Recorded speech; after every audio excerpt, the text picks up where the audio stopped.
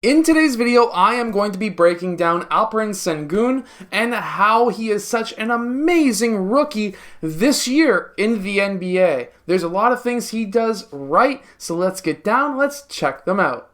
Okay, so right after setting this screen, when he's cutting towards the basket, what does he do? Well, he's actually finding right now an open spot to sit in to be able to be ready for when this player with that kick out drives or at least takes a shot for him to get the rebound. So when, of course, this player receives that pass, at this point, Şengün is, of course, looking at the court and trying to figure out where an open area of the court is and if he's in a good spot, in which case he is. So at this point in time, I would be a little bit more ready. I would be starting to get my hands up myself, but he isn't. However, he is in a perfect spot because behind the basket, which is where he is right now, generally called, at least for older Canadian coaches, it's called the Russian spot, and that is a very deadly area of the court. The reason being is you can now, by being in that spot,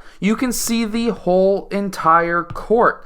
And when you're in this spot, every single player's backs are going to be to, of course, the point, which means that there's going to be a lot of potential passes, or you could be in a spot to be able to get that layup, in which case we see right here. Alperen Şengün is also extremely good, he's right here, at getting that offensive rebound. There's a lot of times that when a shot goes up, he is already getting ready to get that offensive rebound. He's crashing the boards a ton, and that's what we see here. He's not a massively tall or gigantic center, but he's able to read where that ball is going to be bouncing off the rim. So for example, from this location, he can see that that ball looks like it could be long, which then could mean that there's going to be a possibility of that ball bouncing back towards this side where there's nobody boxing out.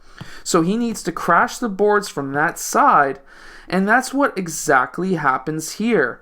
Remember that you don't need to jump as soon as it hits the rim. You have to make sure that you jump when that ball is on its way back down, which gives you the ability to be able to get that rebound at a higher percentage, and of course he does that tip slam. He's also a very good passer. We can see that he's got really great teammates who know how to cut back door, and he's actively trying to search those out. So here we have a player who's in strong deny. He's got a teammate who's very smart, who's going to be cutting back door, and he's able to make that fake pass first to make that defender try to reach before that pass is even through. That way he can make that actual pass right after to get that ball through. Now that was a tight pass, but he's always looking for that option. And then when we fast forward through the same exact play, he's still there to make a defensive play to make up for the mistake that he made. This is actually very similar to the play that I run with my junior and senior team right here. However, they're starting in the horns, but we start in a 5-out and we move into a horns. But watch this. This is actually a very good way to beat a defense, whether it's a man-to-man or a zone, but we generally run this against a zone, where we have the corner players move up to the elbows and we have the wings pop down towards the corners. As soon as that ball gets into that high post, we don't set this screen. That could be a great option to be able to add into our offense.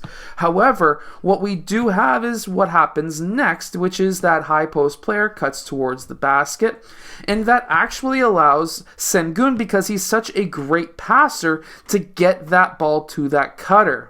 And even though he's not really a true center in my opinion, he's still able to play that low post. He takes 3 dribbles here, which is, in my opinion, 1 too many. However, he's able to draw that double team so that he can actually get that pass to the actual true center on the team, Wood in this case, to be able to get that dunk. That's the nice thing with Şengün, and it's the nice thing with the Rockets too. They're putting him in a position to be able to be successful because they're running a 2-post set with 2 true post players. Even though Şengün is not a post player, in my opinion, in the NBA, he still plays that position because that's what he played in Europe. and they're setting him up for success because they're doing that. And even though he is traditionally, at least in Europe from all the highlights I've seen, a postman, he can hit those three-point shots as well. This actually opens up a lot of different options for teams like the Rockets who like to run a two-post set, and also for teams that can even run a 5-out, which is kind of a 4-out, 5-out offense is what everyone's running these days. He's really well set up into the future. And let's not forget the fact that when he gets those rebounds, he's able to go coast to coast with his ball handling skills, and he's able to finish right at the rim with soft hands as well. When he gets that defensive rebound, he's able to keep that ball super wide. Of course, he tries to draw the foul there, but it didn't work. But he's able to stay in control. He's able to do almost a fake pass almost, and then on that last step, he's able to go off 2 feet, get around that player trying to draw that charge, and he's able to finish with a finger roll. Being able to do moves like this means that he's got tons of core strength, which is something that is extremely important for players who play his position, and pretty much any basketball position at that. And because he's such a threat around the basket, but also a threat at the three-point line, setting screens for his teammates is something that is very beneficial for him and his teammates, but he likes to follow up if that player drives towards the basket, as we see here when we rewind. When his teammates attack the basket after that screen, he will follow a couple of feet behind so that he can basically get those offensive rebounds and clean the glass. Very JYD Jerome Williams-like from the Raptors way back when I was a kid. So that's my take on Alperen Şengün. What are your thoughts? Leave them down in the comments section below. I'd love to hear your feedback. Anyways, I'll see you guys again in my next video. I'll see you guys there, and hopefully that we have a fantastic new year.